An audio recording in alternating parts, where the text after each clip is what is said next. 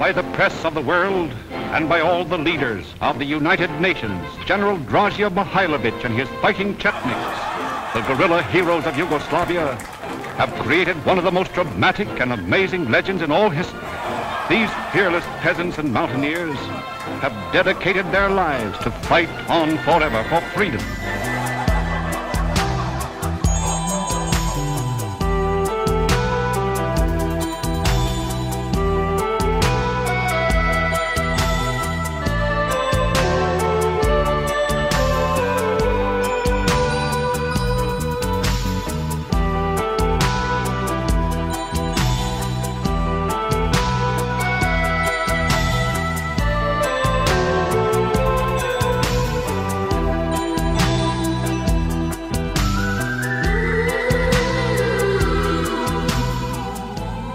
Deep in the heart of Texas.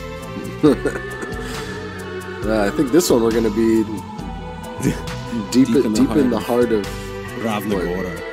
Yeah. Well, and mostly, and Bosnia and Montenegro, yes. Dalmatia, northern Dalmatia. They got around. Yeah. Yes. All right. Well, welcome to The Empire Never Ended. We are a podcast. My name is Fritz. We got Boris here. We got Ray here. And that's a proper fucking introduction. Yeah. How you guys doing today? Yeah.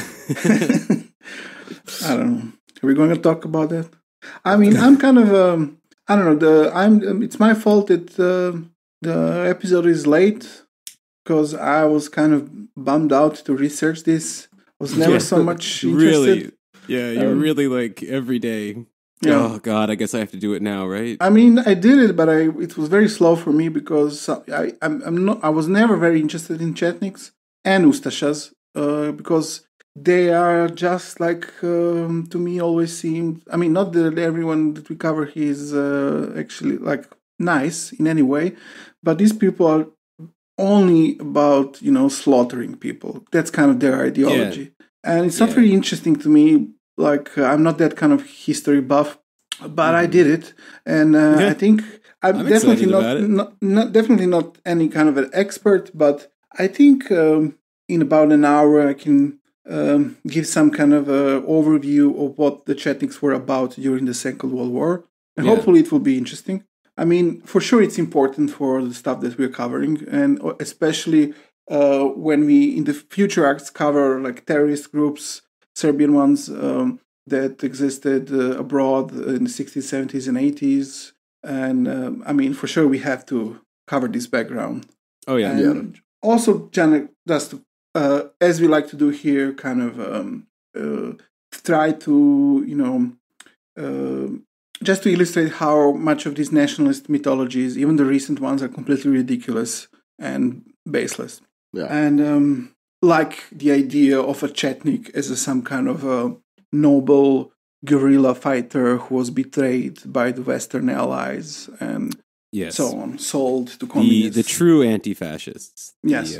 Yes. What else? They even say first these days resistance movement or some shit like that. Yeah.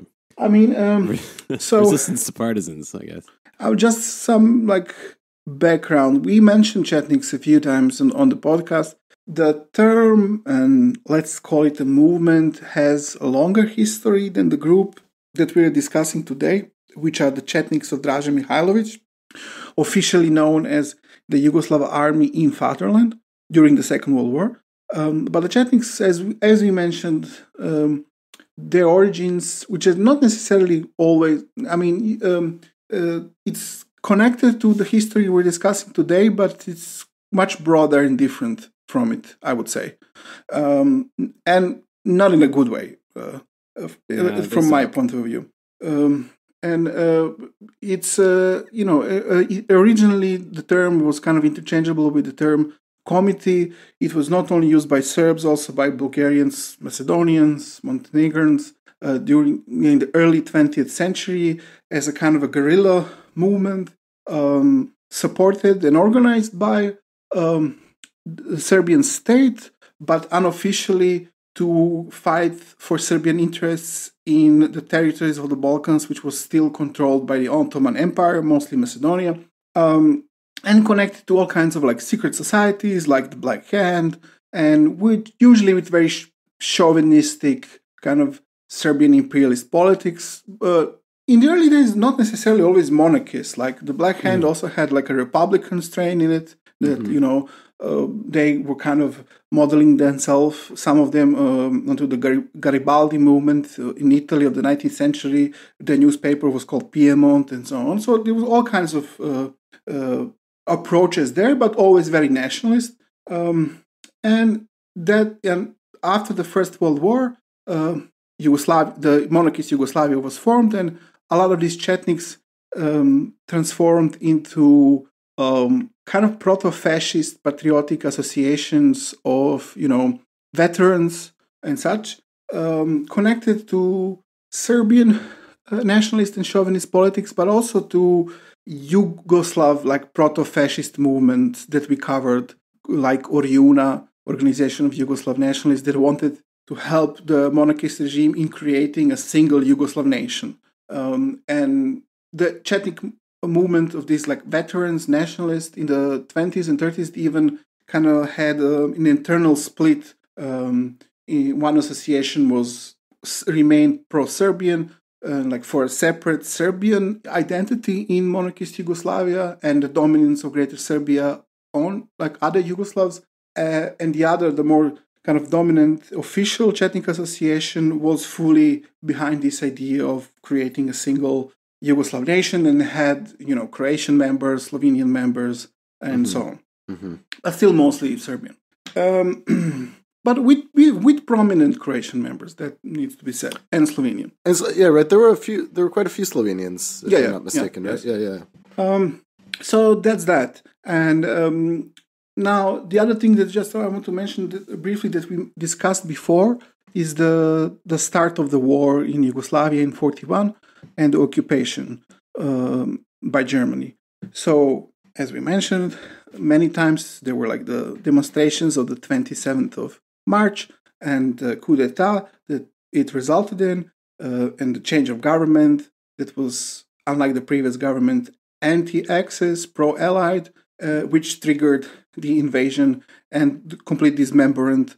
And dismemberment, I'm saying that right? Dismemberment? Dismemberment. Jesus Christ. Yeah, you got it.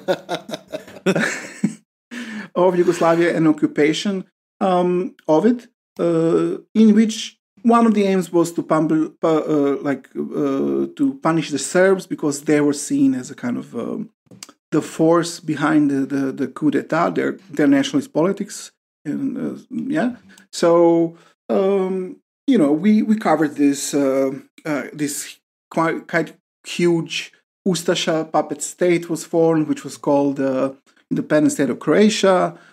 Parts of Yugoslavia were occupied by Italians, Bulgarians, Hungarians. Slovenia, a part of it was annexed to the Third Reich, and including the capital. Yeah.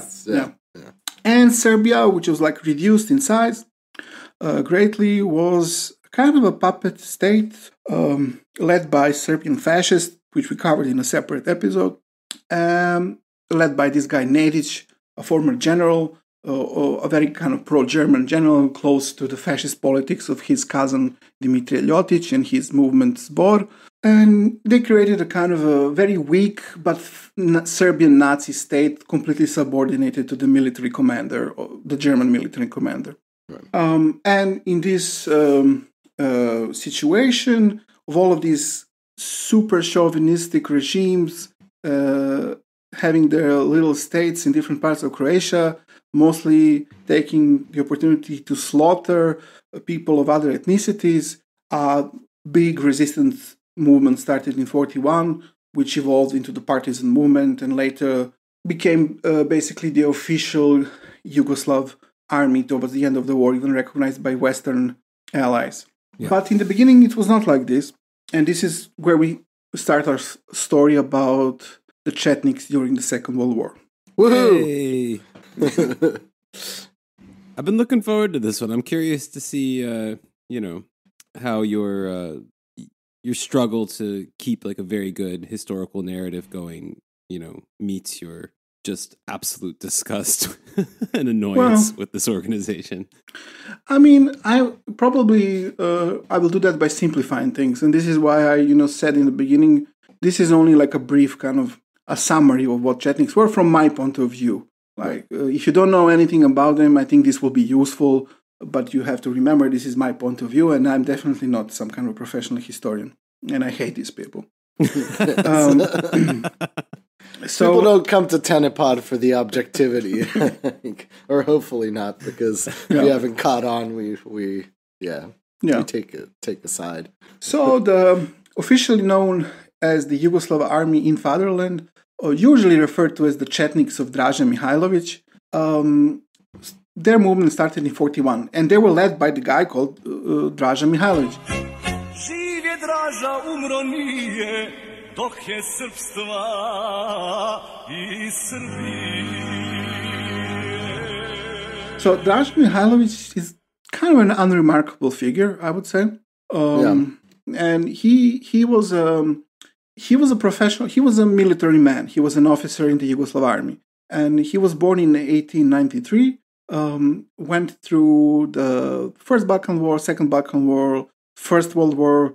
Got some medals. Was decorated. Had a pretty good career as an army officer. After that, in the 30s, he was even sent to Paris, to get some additional education in some military academy. And usually the stories that he met Charles de Gaulle there and became friends with him. I don't know if this is true, but that's what I say. When he came back, he got some even political positions. He was the military attaché in a couple of embassies of Yugoslavia, and got even a teaching position in the military academy in the late 30s. But he was a colonel. For example, he was not a general. And that was his rank. And he apparently, at some point just before the occupation in 1940, his commanding officer was Milan Nedić, who was known for being a general, known for being very pro-Axis oriented. And apparently Draža Mihailović was not, and he was spreading some anti-Axis propaganda. And for this reason, Nedić decided to punish him and sent him from Belgrade to Mostar to some position there in Herzegovina. So when the occupation started, the Yugoslav Royal Army kind of fell apart and lost the war pretty quickly during the 1 month of April in 1941. And Draža Mihailović was one of many officers who didn't surrender, and he managed to, with a group of officers, to kind of go from Bosnia, where he was, to the mountain of Ravna Gora in Serbia, and kind of they made a camp there. So it was mostly with officers. 20, 30 people, something like this at first? A few dozen at the beginning, I think, but they kind of started gathering there because they got a radio station, and they managed to have a link with the exiled royalist government, which was now in London, and the king was there. So it was army officers, military officers, and also some pre-war members of the Chetnik movement that I described, which Draža was not a member of, by the way. So in May of 1941, on the 13th of May, they proclaimed their command of the Chetnik detachments of the Yugoslav army there. That was their official name in the beginning. So why did they call themselves Chetniks? Because that was the kind of, in the doctrine of the Yugoslav army of the time, this was the name for this style of guerrilla fighting, basically. Yeah, irregular units, right? So, as I said, they have this direct contact with the exiled government, which is in London, and the king is there. The king is called Peter II. And in June, the king recognized them officially.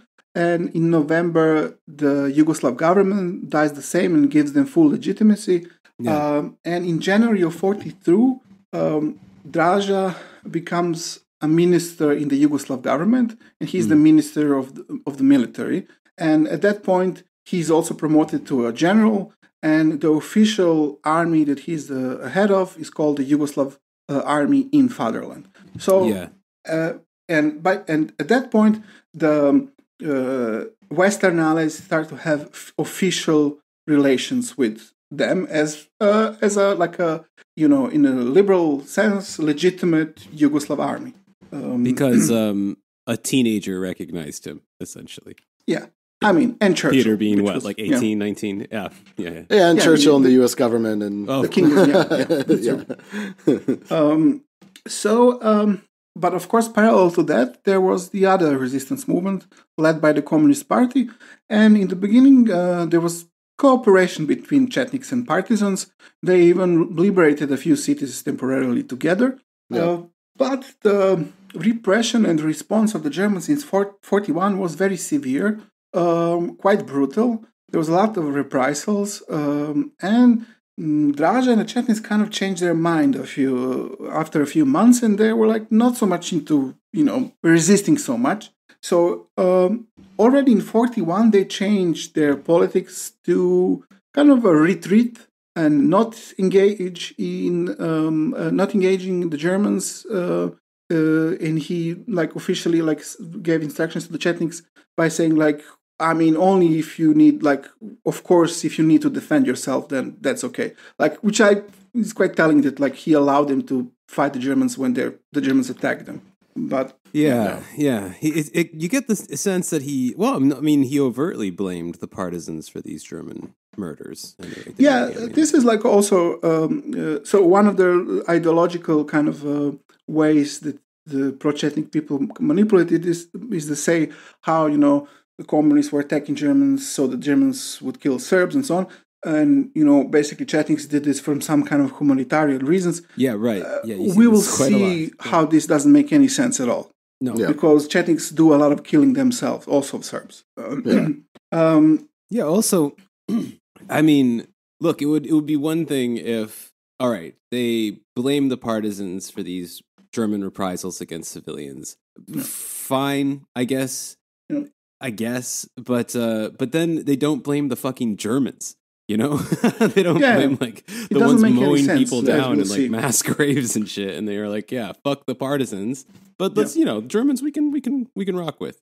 So things changed pretty quickly, and already in 1941, by the end of it, Draža seeks contact with the Germans to negotiate with them. And he does that through Nedić, but Nedić hates him. He hates him all. When they were together in the army, he didn't like him. So Nedić kind of tells the Germans, okay, this guy wants to talk to you, but he's an asshole. You shouldn't trust him. So it's not a great recommendation for Draža. And he meets the Germans in a village called Divci, I think. And he offers, let's have some kind of a truce. I will remain, the resistance and official Yugoslav army, but we won't attack you. Let's fight together against the communists, and you can even give me some supplies and stuff like this. And the Germans say, no. Quite a resistance. Yeah, so, and even worse things, the Germans say no to him.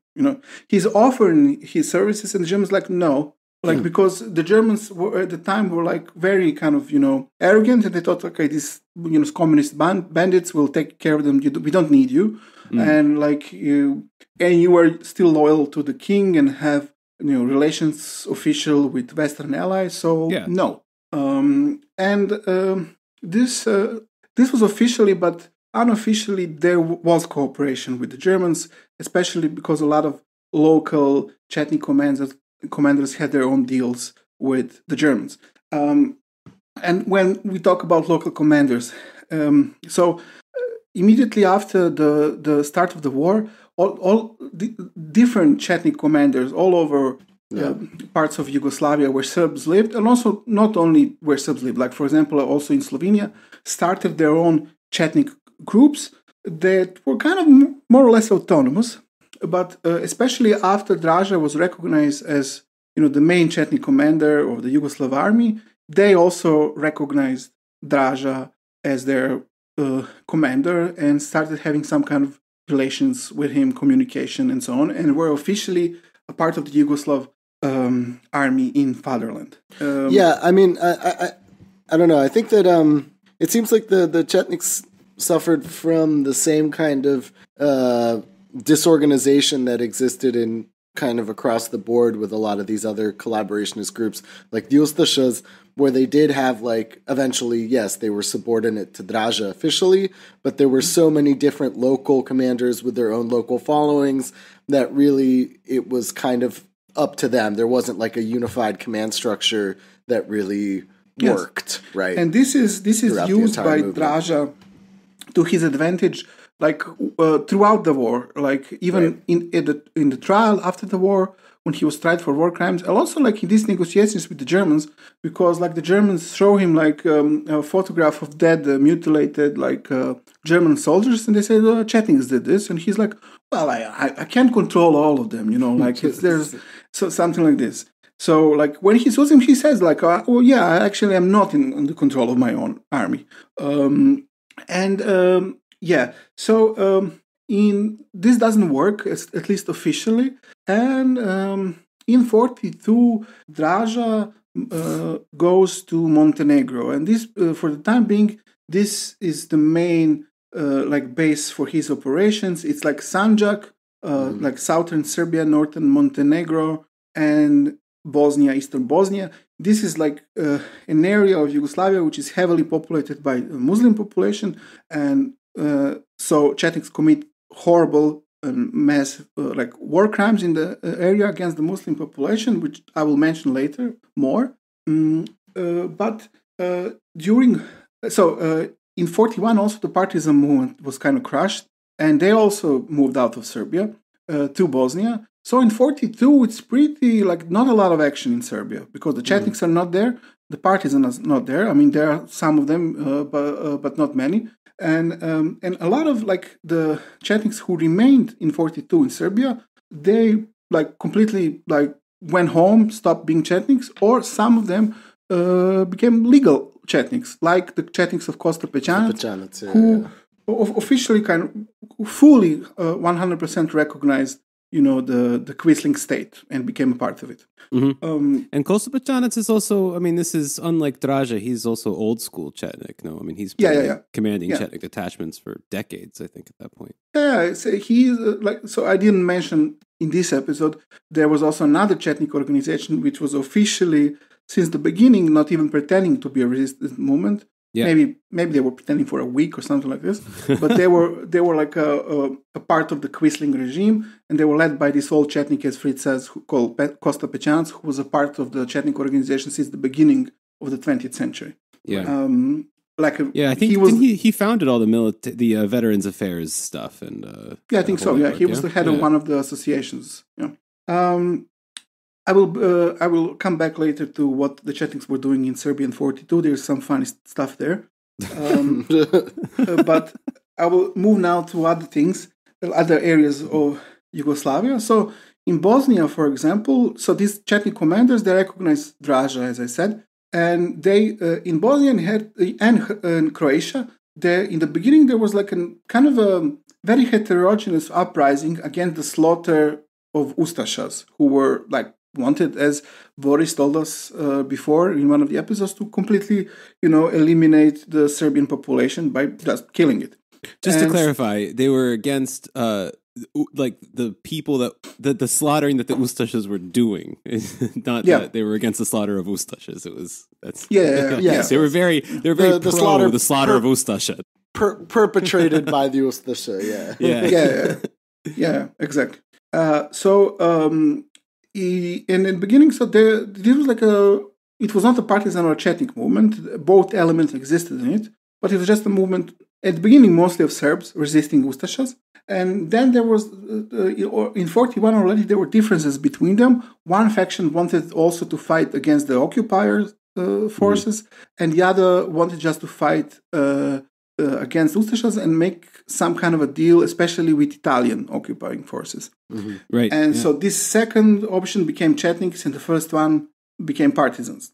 Mm-hmm. And but also, I mean, so remember, Chetniks are not with partisans in Bosnia and Croatia because they want to fight only against Ustašas.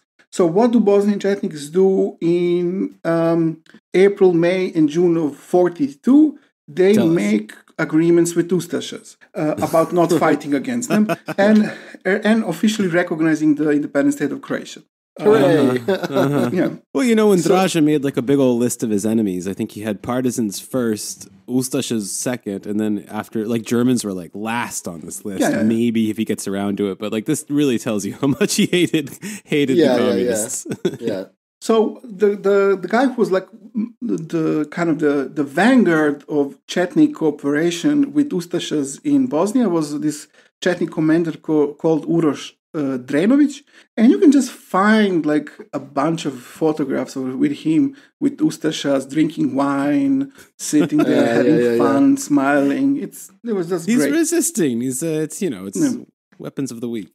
So also, as Draža liked to say, he didn't have so much control over them, although he was their official like supreme commander.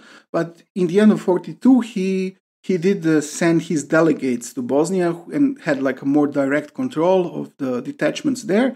But I mean, you can see that he's in like the communiques that he was sending around. He had a problem with this kind of cooperation, but only because it was so public in the open. He said like, okay, yes, make agreements that you have to make, but don't do it so publicly. Don't have these stupid photographs around. Like, this is ridiculous. Like, we are, a resistance group. Well, because he in his mind, he did, I think, to some degree believe that the Allies were going to officially help him at some point. No, he did. And so that, right. But, I mean, even the move to Montenegro was kind of based on this idea that, it was a necessary move because of the situation in Serbia, but there are some accounts that state that, like, he thought that Montenegro would be a better base because if the Allies ended up,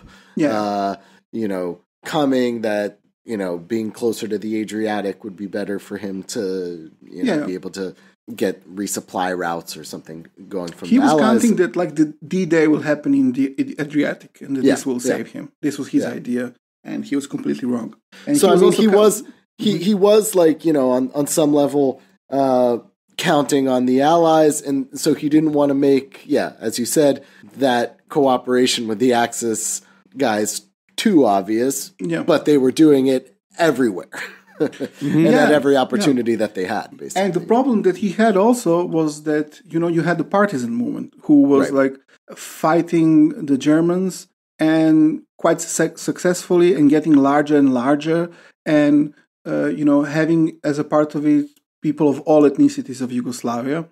And so, if there were no partisans, maybe Draža's politics would work. Like there was no better, resistant movements in air quotes, like maybe in the end somehow it would work for him. But unfortunately, the Allies were getting more and more annoyed, and they had the option of the partisan movement, who they didn't want to support because they were led by the Communist Party. But at some point, I'll come back to that.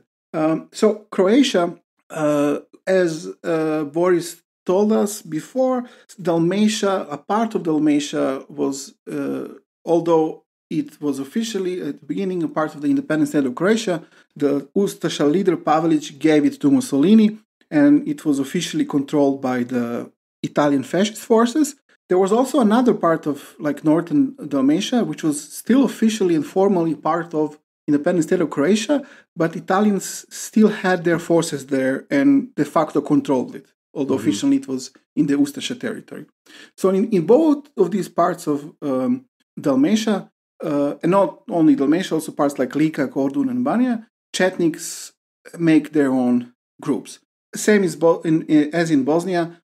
In the beginning, this is like a heterogeneous resistance movement. Then becomes the partisan and the Chetnik movement. Chetniks have the same rationale. We don't want to fight against the Italians because we can make a deal with them. They will help us and protect us from the Ustašas. Ustašas are the main enemy. So the guys who are the leaders of the Chetnik movement here in this area of Croatia are like is this guy who's similar to Costa Pečanac, as he's a really old Chetnik dude from the beginning of the 20th century called Ilija Trifunović Birčanin. He was the leader of the Chetnik association that was like pro-Yugoslav, let's say, and attached to Orjuna. And his right-hand man is a guy that we also mentioned called Dobrosav Jevđević, who was a politician before and member of this Orjuna, like fascist party in the 20s. And specifically very pro-Italian, right? Jevđević was... Yeah, they called him like an Italian... within the Chetniks, they called him. He died in the 60s, I think, in Rome. Yeah. So these two dudes are officially recognized leaders of the Chetnik and representatives of Draža himself. But their headquarters of their Chetnik movement in Dalmatia is where? It's in the city of Split. So their guerrilla movement has headquarters in the middle of the biggest city of Dalmatia, and they operate quite officially there, completely under Italian control. And since 41, they are basically a part of the Italian occupied system officially. Yeah. On the other hand, the guy who's doing the most fighting, which means slaughtering, in this area is another Chetnik called Momčilo Đujić. Oh yeah.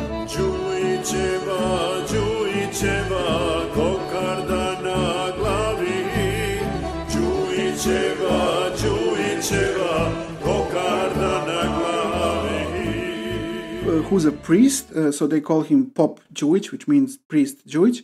And Đujić is more operating in this area that's officially under Ustaša control, but de facto more under Italian control.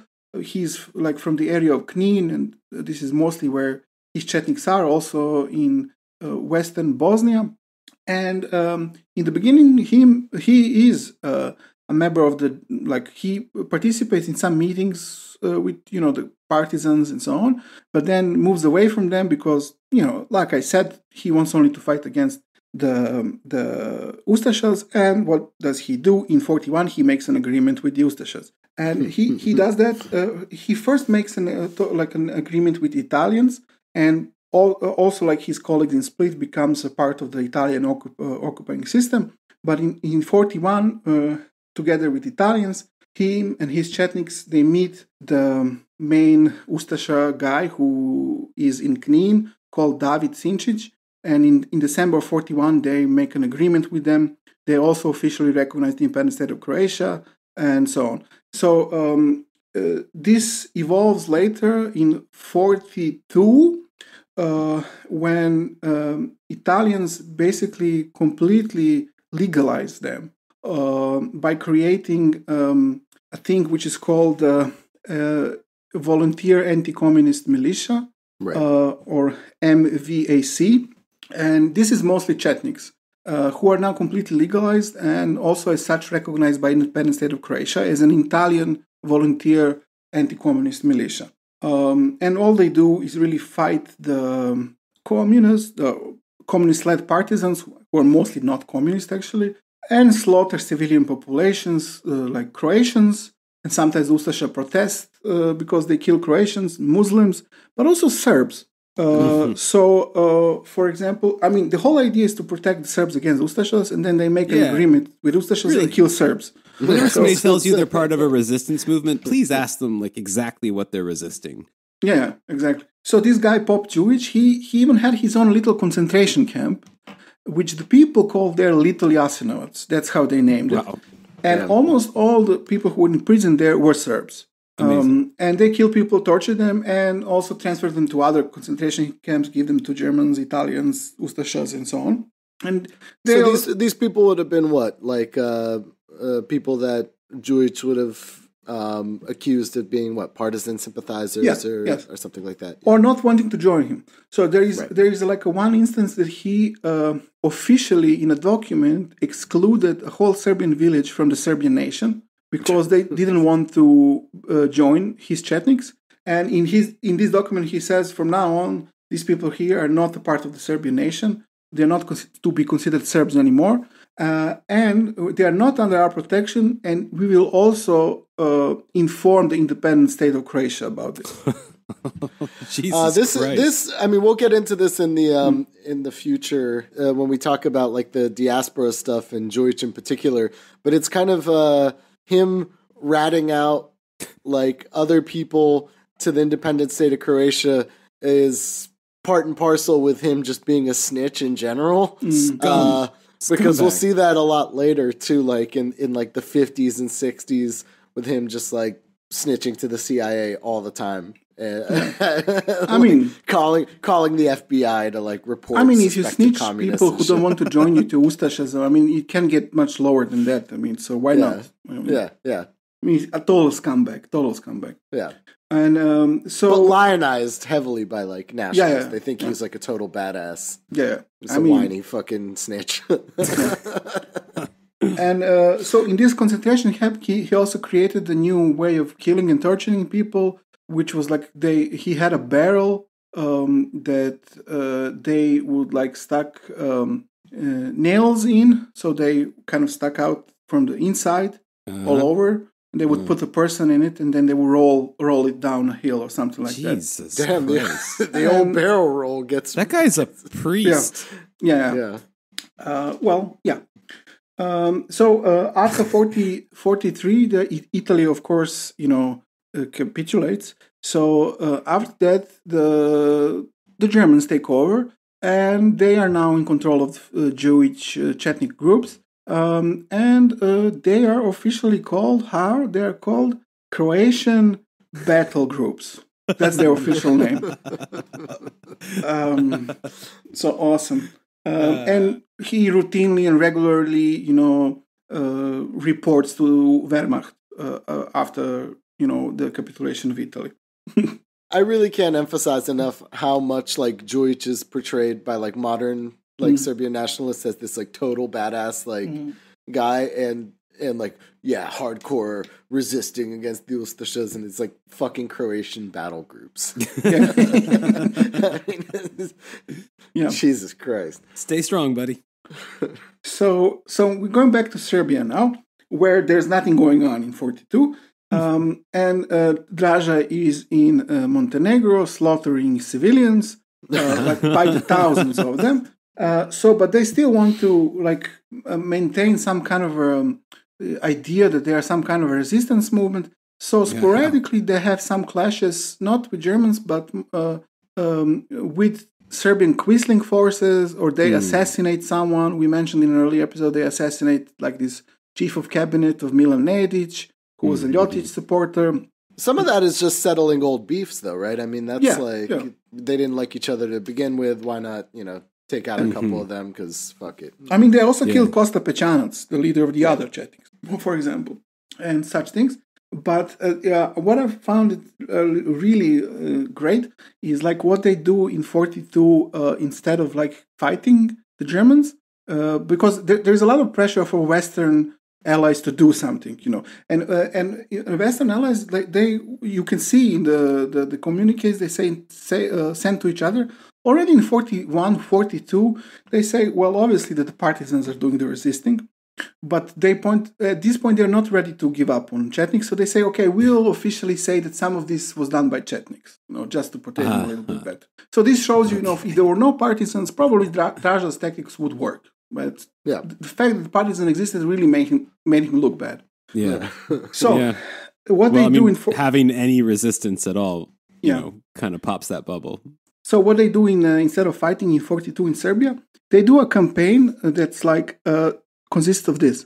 They make stinky bombs and they throw it at Germans sometimes. What? They also they use various powders that make like itchy powders, and also they make Germans sneeze. It's a literal clown shit. They literally just like and also they also prank call them. So this is, I know this is true because this is like what today like pro-Chetnik historians write in their books. It's like, see, like they did something like in 42. So in 42, like, the Nazis were getting like heavily punked by the Chetniks. But from what we know, they didn't somehow surviving. Yeah. Apparently, they didn't even notice that they were punked by Chetniks because they don't say anything about it in their own documents. Yeah, they don't get the jokes.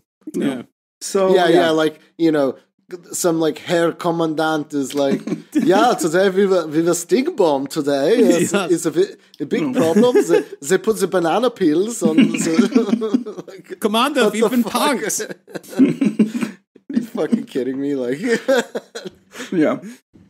So So in 43, there was some sporadic, occasional fightings with the Germans between Chetniks. He didn't want to do that, but sometimes it would happen, especially because at that time there was heavy pressure on him by the Western Allies, in 43 especially. Like, you need to do some fighting.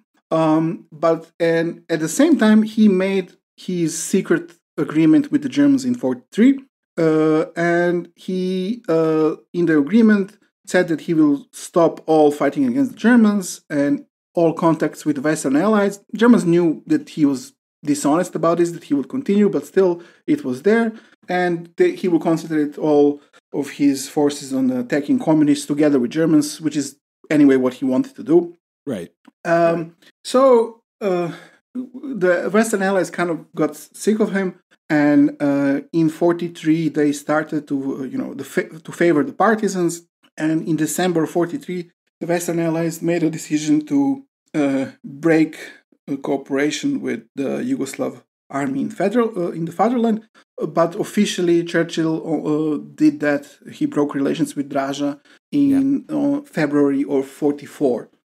And in May of 44, the Yugoslav government he dissolved, and Draža stopped being a government minister, and the Yugoslav king Peter II dissolved Draža's command in August of 44. So he just because he was working with their mortal enemies? Yes. What? They betrayed him. After repeatedly being for years said to stop doing that, Yeah, and please stop helping Nazis. Signed, the Allies. So the Yugoslav king in the September, so Draža is not a commander of anything anymore.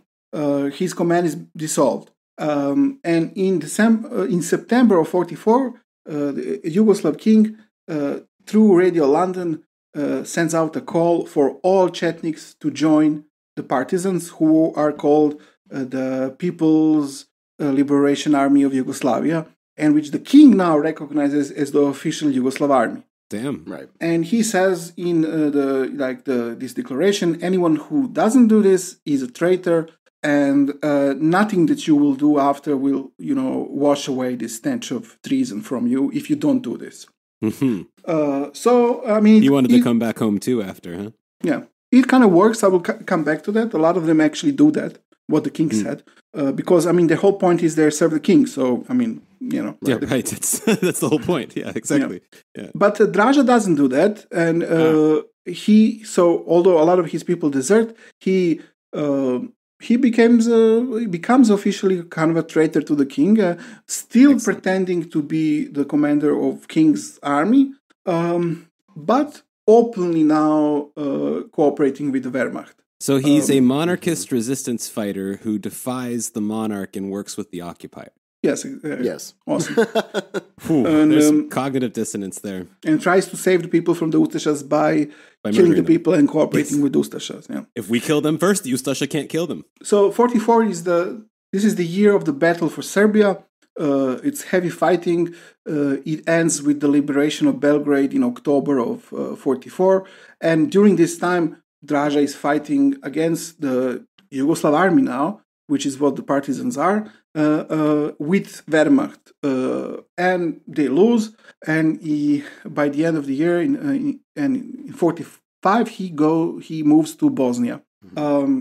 Also, in the meantime, while this was going on, he made an agreement with the openly quisling forces of Nedić and Ljotić, and like we covered in one of the previous episodes about the collaborationist regime, he becomes now the official commander of all Serbian collaborationist forces, including the ones that they were fighting against occasionally, led by Nedić and Ljotić. Yeah. And they all, in a way, they all join his Yugoslav, they still calling themselves Yugoslav army in the fatherland, now when the king doesn't recognize them. As they still have this idea, maybe the Western allies will favor us and not the communists. So even though he's saying this now, maybe he will change his mind and so on.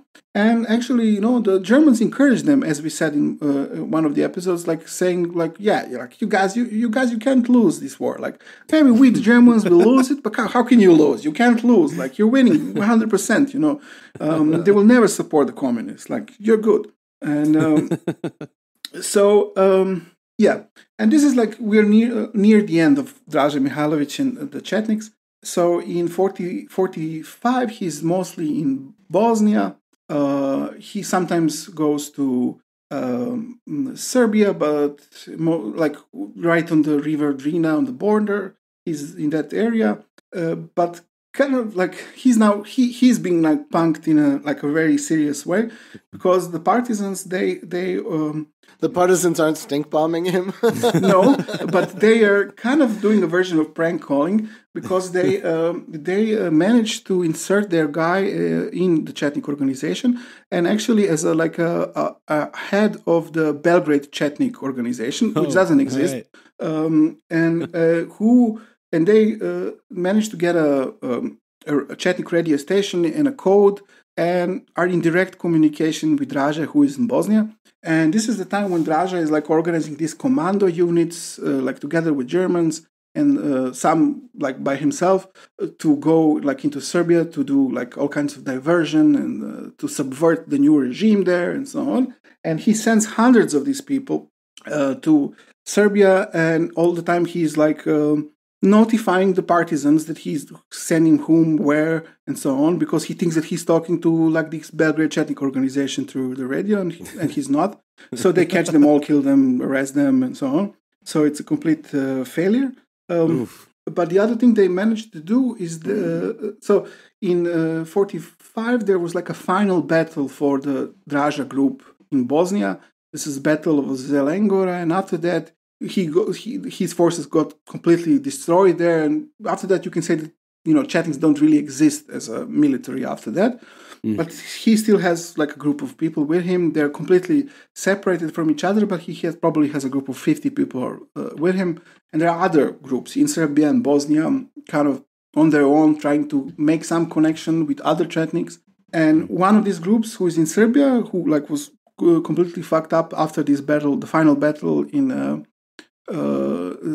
Bosnia, is a group of Nikola Kalabic, a Chetnik commander. He has also like around 50 Chetniks with him, and he meets with some like fake Chetniks who are actually partisans dressed up as Chetniks, and kind of agrees to go with them against the advice of other Chetniks who are with him, and who are like, those guys are fucking partisans. Yeah, and he goes with them to Belgrade, and they got him super drunk there. It was not very easy, because he was still suspicious, and the whole time he had a bomb an active bomb in his hand. But they got him super drunk, and he could drink much more than they did, and they also got super drunk, all of them. But at some point he fell asleep, and they arrested him. And so he was an important commander of Chetniks, and he agreed to cooperate and help. That is an epic partisan Chetnik battle you don't often hear about. This like drinking contest for like life and death stakes with a bomb in a fucking kafana. That's epic. There should be a partisan film about that. So he agrees to help the partisans capture Draža.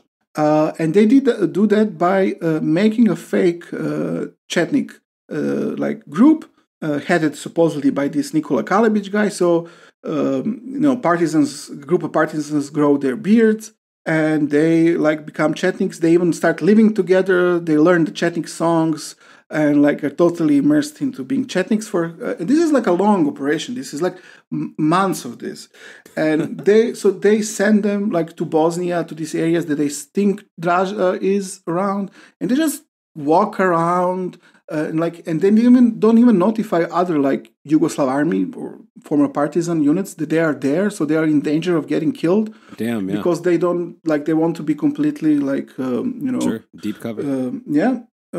And on the third time they did this, this was already now 1946. They managed to make a connection with some actual Chetniks there, and this leads them in the end to meeting Draža, and Draža agreeing to go with them. Also kind of suspicious, but he does go with them. In the end, it was there was some they had a code, someone needs to shout something at some point, and then they all arrest them and kill a few of them who were armed and so on. But someone shouted something similar, which was not the code, so it was all kind of a messy situation where they started fighting and in the wrong time. But anyway, they managed to arrest Draža Mihailović and put him on trial in 1946, and after that he was executed as a traitor. But it's interesting that in this he kind of in the trial he also seems kind of a very defeated, kind of, I would say, quite pathetic person, and the way he kind of tries to defend himself, he's like, oh well, I didn't know. No, like they give him like proof of like collaboration, slaughtering of civilians, and he's like, I don't know, I couldn't control them. Like, commander, I don't know this guy. Who? What? And then they give him proof. That guy. Yeah, I know him. So he did what? And the whole trial is like this.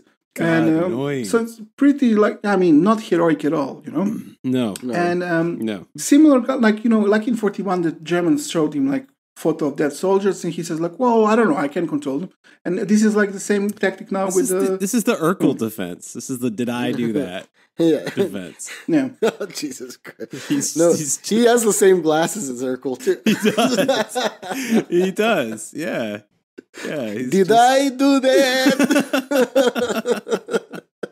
So also, I will just say now towards the end something about their, let's say, call it ideology and some of the crimes they did during the war. So he had a kind of he had civilians in his staff there in Ravna Gora, and they were dominated by a group that existed in the 1930s called the Serbian Cultural Club, headed by this guy Slobodan Jovanović, who was an intellectual university professor, and actually for a period of time he was the president of the exiled government. But some of the people who remained in Yugoslavia were with Draža. Some of them. And they were kind of, in the 1930s, they were people who were against this idea of creating a single Yugoslav nation. What they wanted is to create a kind of greater Serbia inside of Yugoslavia and to use it to... It's very confusing, actually, yeah. How does this work? So you got Greater Serbia, you've got Yugoslavia, but basically it's Yugoslavia just with a big fat Serbia, like a fatter Serbia than usual. Yes. And also no Macedonians and no Montenegrins. Yeah, they wanted openly for the Serbs to dominate Yugoslavia. That was their idea. So especially this guy Stevan Moljević was a prominent leader and like a Chetnik, like a Draža main advisor, and he created this program that he called Homogeneous Serbia, which was like a program of ethnic cleansing, very openly. So they wanted like this huge Serbia. So Croatia was, in their idea, was supposed to be punished for, being like a part of the Ustaša regime. It should be very small, like the whole Dalmatia and most of Slavonia should be a part of Serbia. Then also Istria should be a part of Slovenia. So Slovenia should get bigger. Serbia should get super huge. And there's still some kind of small Croatia should exist. But even Slovenia and Serbia in this plan would have a common border, so they wanted to still this Yugoslavia to exist, but they officially said, okay, no one who in the Serbian part of Yugoslavia, only Serbs should live, and everyone else should be exterminated. Like Croats, we can like kill them or like just banish them to Croatia, but Muslims have no place there; they should be killed. We should be nice to them first, though. I remember something like this. Let's be nice to them for now. Later, we can get rid of them. But they weren't nice to them. They just killed them then too.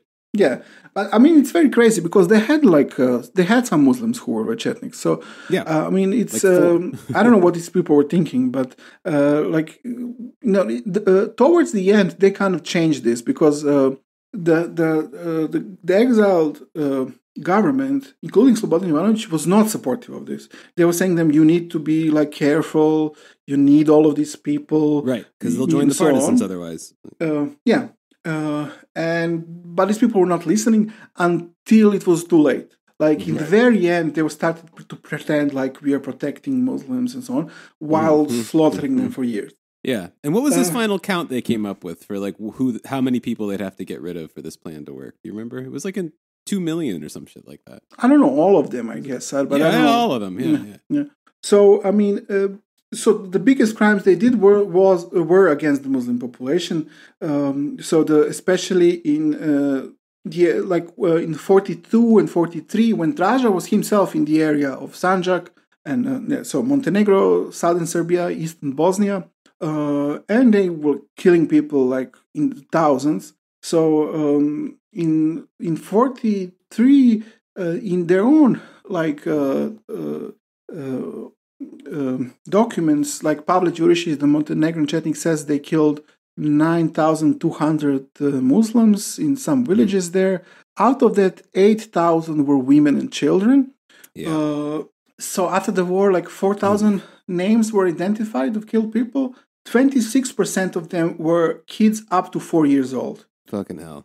Yeah. So I mean that's it really. I mean, and there's lots. This is like the grossest example of that, but they did that a lot. I mean, to the point that it became, a major political issue in the independent state of Croatia. I mean, we talk about this in both the Ustaša and in the episode about Bosnian Muslim collaborationism, is that like the inability to protect like Muslim civilians against these attacks from the Chetniks caused a major rift between Muslims and Ustašas even. Yeah.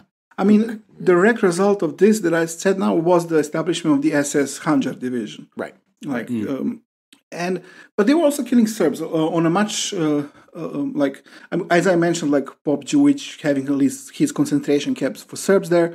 So in Serbia as well, so they were killing people who were suspected of being partisan like supporters.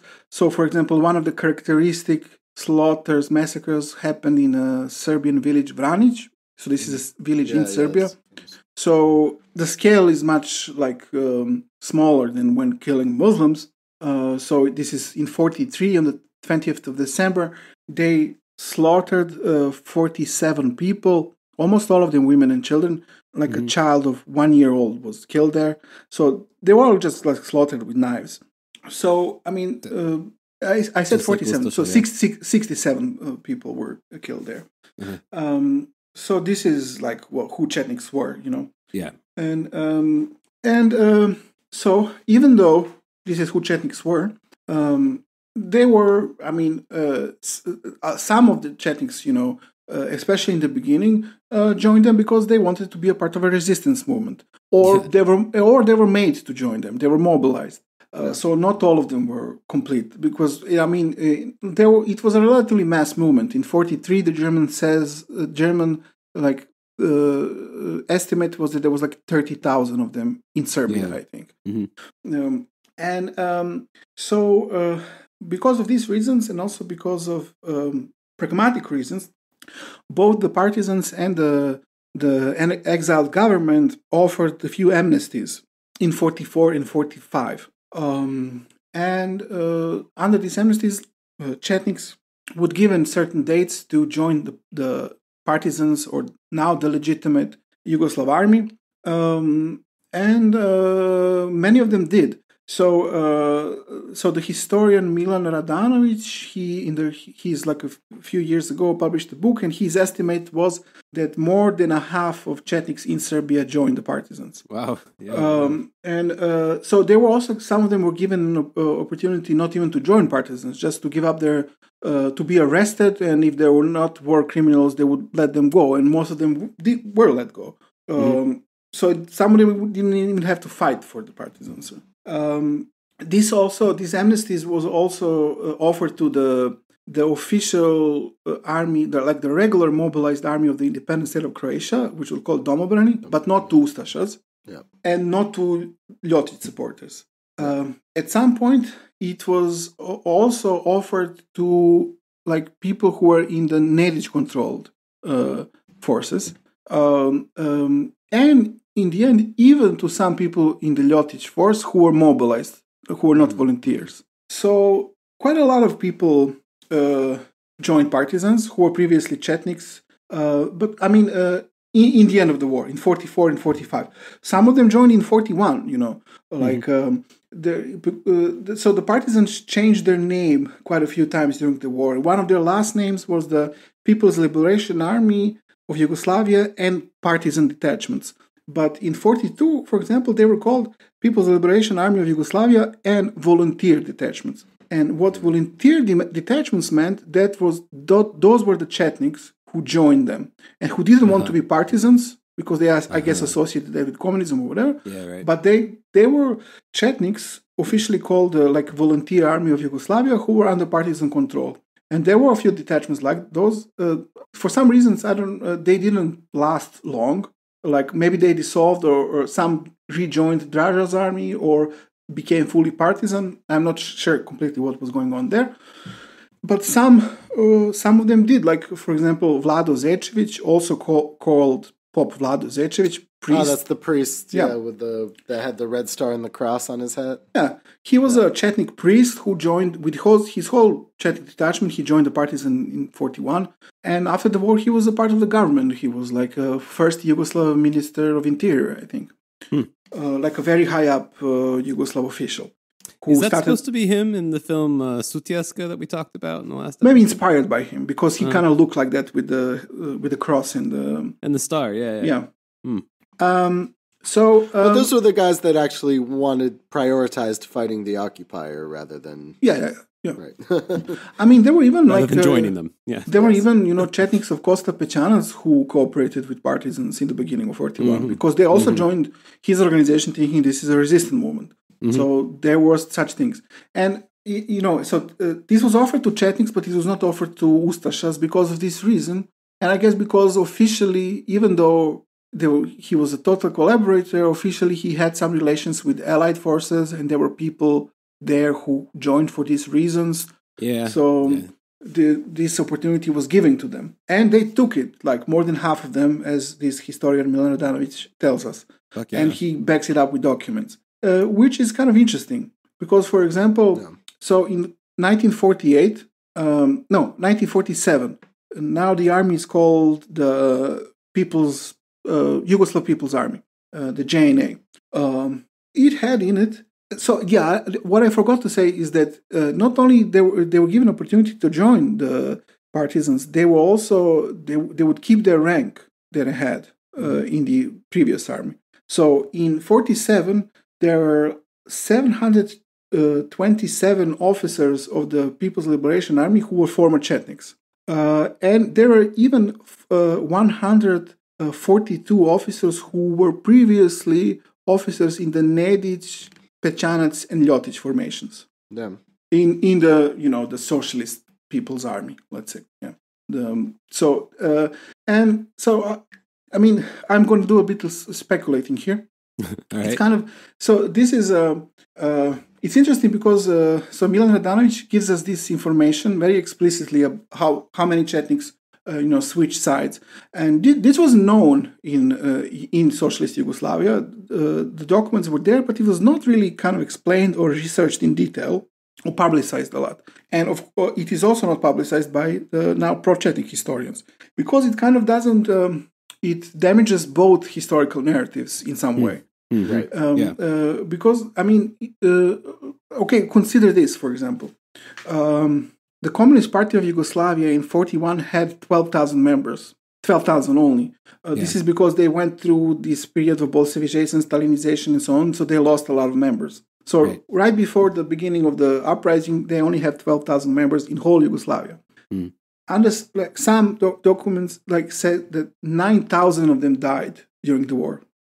So after the war, you only have 3,000 communists who were communists before the war. Yeah. But you have a massive partisan movement, which has 1 million people in the end, or something, even more maybe.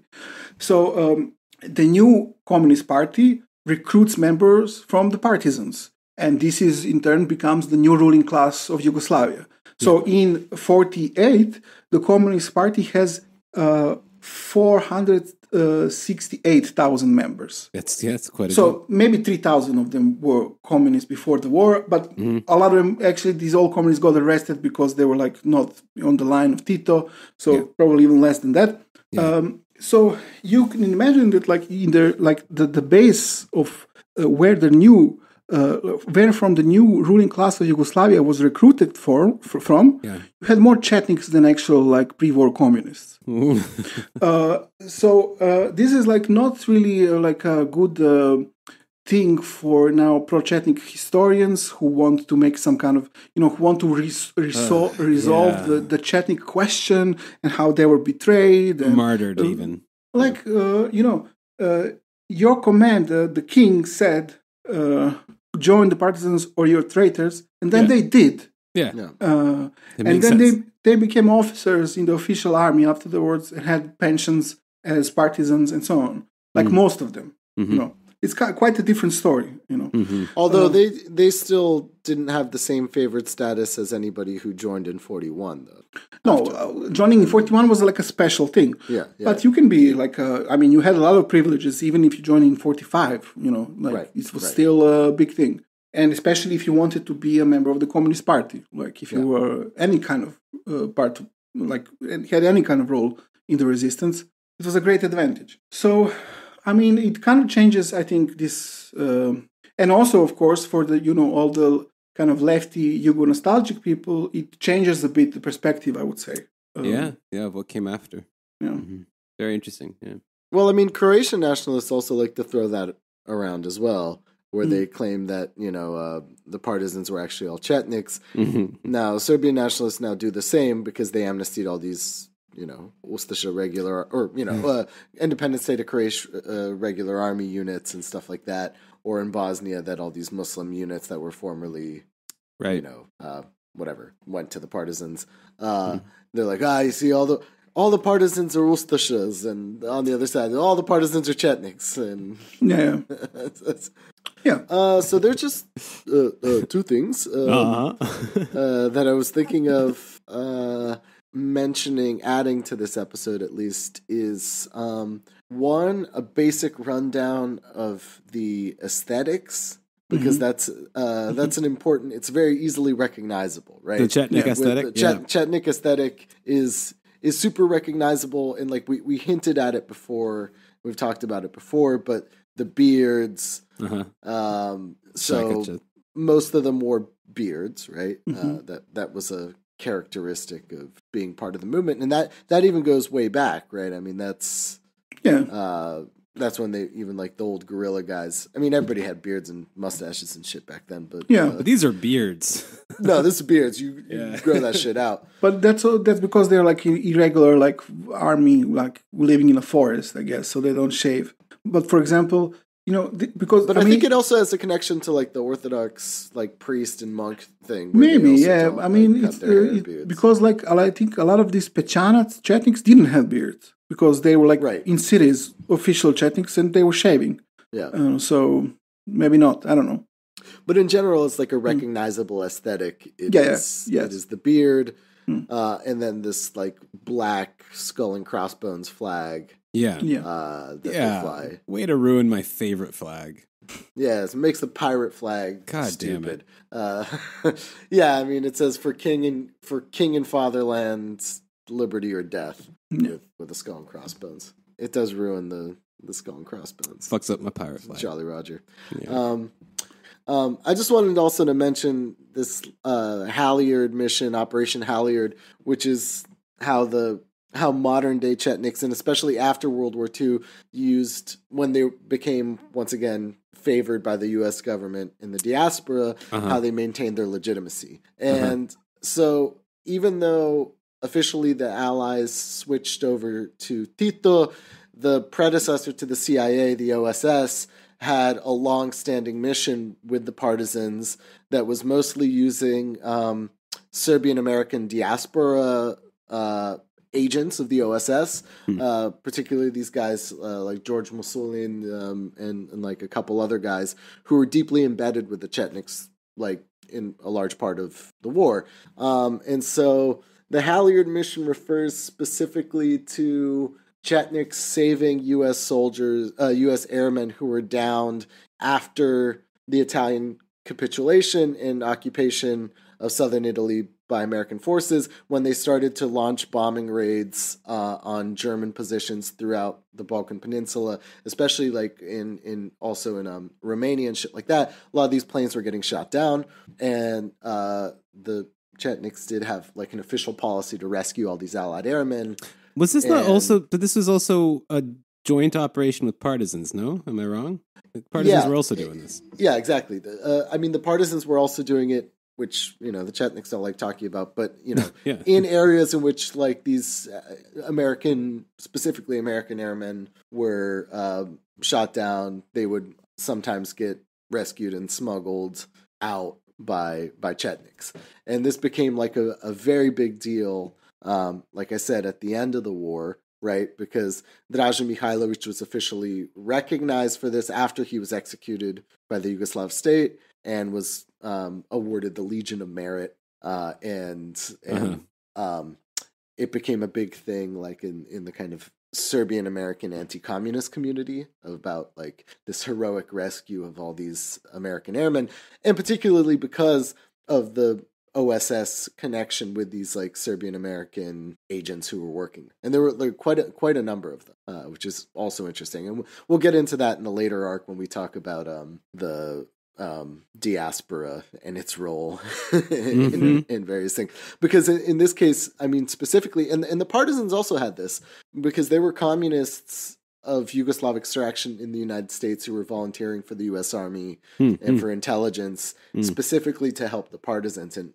oftentimes they were transferred in various different roles. There are numerous cases of that, of like straight up communists doing that, because the CPUSA was also encouraging them to do that.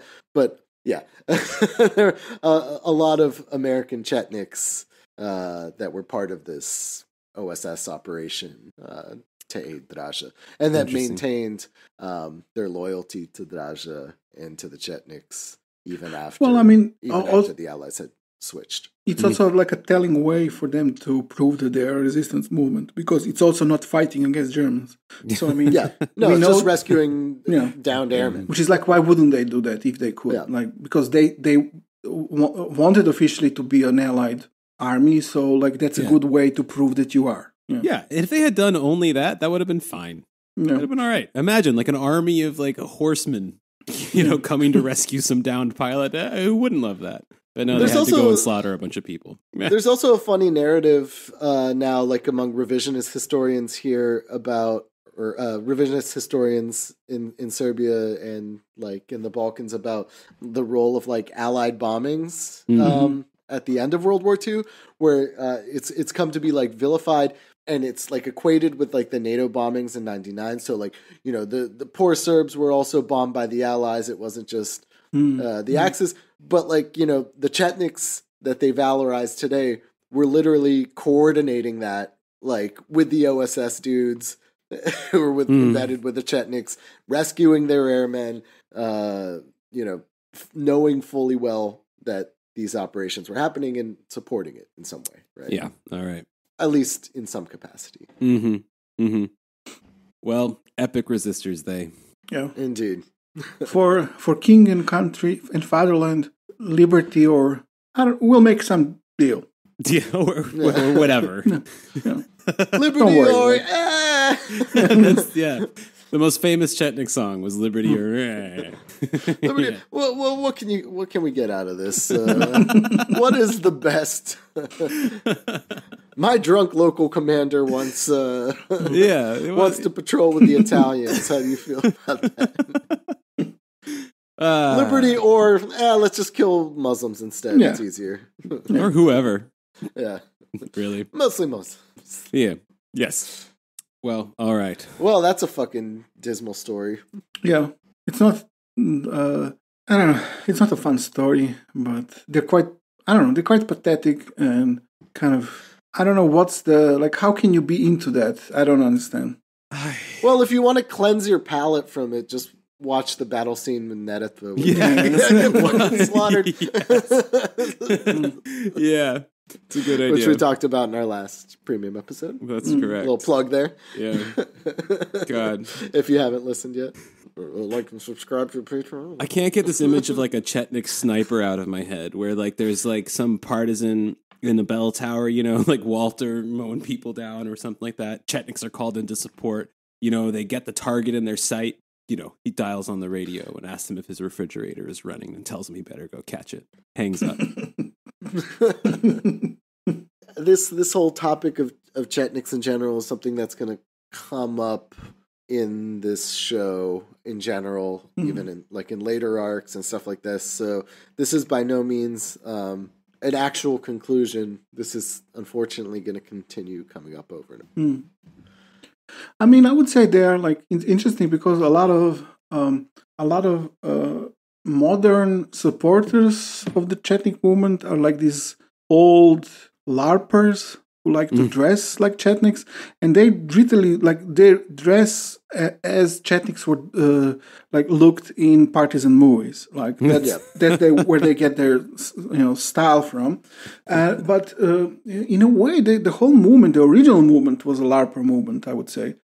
So it's not strange that these people are attracted to it, because it's yeah, you're right. You dress up as a guerrilla that by that time existed more than 30 years ago to fight against the Ottoman Empire, and you do what? You sit in a forest and occasionally attack some civilians, maybe partisans sometimes, and you are a big hero. And I guess you think, oh, it's going to be great after the war when we are heroes and everyone in the West loves us and, we have a state for us. We're awesome. Yeah. They were hardcore LARPers even then. I guess I never thought about it that way, but it's totally true. It's, yeah. And then when you get to the 90s, it's just fanfic of fanfic. Yeah. Yeah, fanfic of the LARPers. Yeah. Oof. Yeah. I feel like we end up with that a lot on this show. Yeah, we do, somehow. Yeah. Layers upon layers of LARPing fanfic. Well, I mean, yeah. Not to be repetitive, but that's fascism. Or whatever. Or nationalism. Yeah, exactly. Yeah. All right, well. Cool. Well, I'm going to go LARP as I don't know, what's a fun nation that doesn't get a lot of action? How about Welsh? I think they got a lot of action being part of colonial system. Yeah. A Smurf. All right. Yeah, I'm going to become the first motorized Smurf division. Okay. See you guys on the battlefield. That's what they call the UN. Yes, yeah. All right. See you guys. Later. Bye.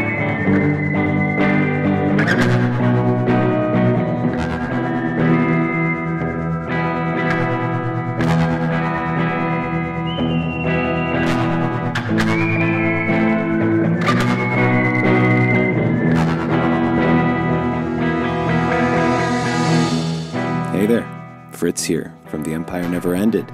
This has been one of our weekly free episodes for free people.